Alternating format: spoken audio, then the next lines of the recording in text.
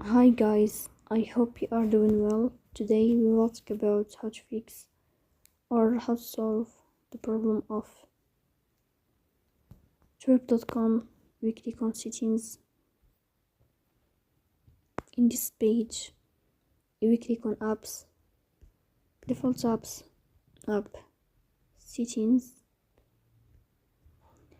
In this page, you will scrolling down until you find the application of trip.com and you will click here.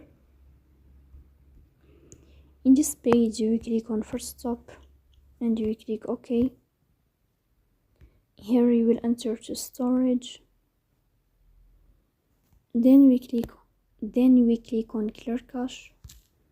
Here you will turn off your Wi-Fi and you will turn on your Wi-Fi again.